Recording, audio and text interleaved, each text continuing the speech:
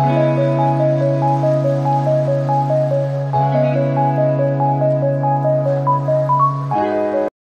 friends, welcome to Vista Anime. இந்த வீடியோவில் என்ன பார்க்க போறோம்னா நம்ம நருட்டோக்கும் கில்லர் பீக்கும் ஃபைட் வைக்க போகிறோம்.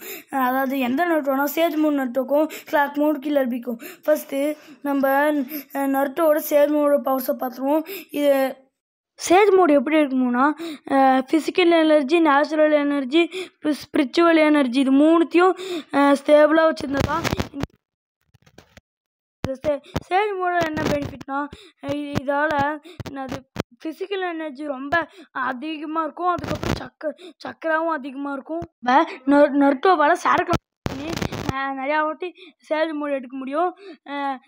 எப்படி நருட்டோ எவ்வளோ பவர்ஃபுல்னு பாருங்கள். ஏன்னா ஒரு வாட்டி சேஜ் மோட் யூஸ் பண்ணாலும் 4 வாட்டி ரெசன் சூரிகன் யூஸ் பண்ண முடியும்.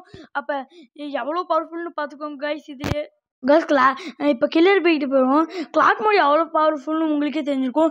ஏன்னா first time Naruto versus Sasuke ஃபைட்லேயே நம்ம அந்த கிளாக் மோடோட பவரை காட்டியிருப்பாங்க கைஸ். ஆனால் நருட்டோவால் அந்த கிளாக் மோடை நருட்டோவால் அந்த கிளாக் மோடை கண்ட்ரோல் பண்ண முடியாது. ஏன்னா அது குராமாவோட கண்ட்ரோலில் தான் இருக்கும். ஆனால் கில்லர் பீக்கு அப்படி இல்லை. ஏன்னா கில்லர் பீ இதை மாஸ்டர் பண்ணியிருப்பாரு. அதனால் அதை அவரால் பர்ஃபெக்டாக யூஸ் பண்ண முடியும்.